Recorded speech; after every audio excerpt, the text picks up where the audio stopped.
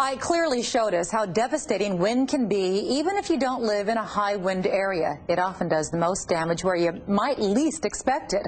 11 News reporter Min Chow takes a look at wind damage and the little-known option for shoring up the weakest part of the building, the windows. In its fury, IKE rained glass onto downtown Houston. Windows picked clean from their frames in the Chase Tower. Not on the side facing the wind, but on the side sheltered from the wind. The wind tries to go around the structure, and as it does, it leaves a hole behind it. And that hole, you have vortices and a lot of turbulence. That turbulence, like a mini tornado almost? And it causes the suction to pull the windows out. Oh, yeah. Today, windstorm engineer Darren Conrad does a little detective work for us.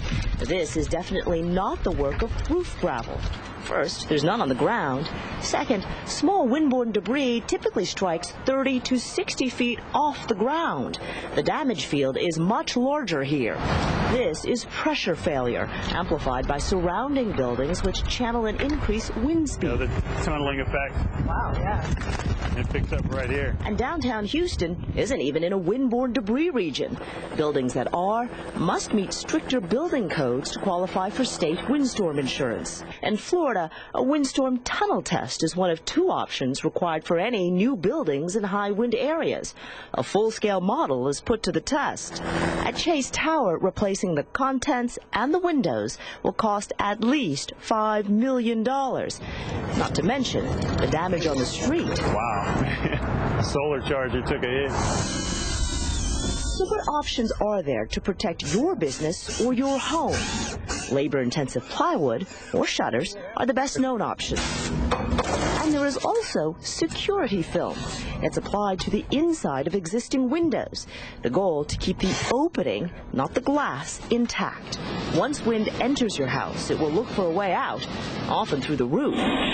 This is a marketing clip showing a 2x4 launched into a treated window.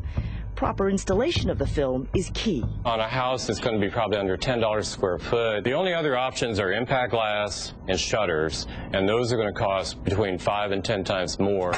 Of course, the greater expense buys you greater protection if you can afford it. Yes, I saw the glass bend in. Sissy Farenthold is a veteran of political storms and named storms.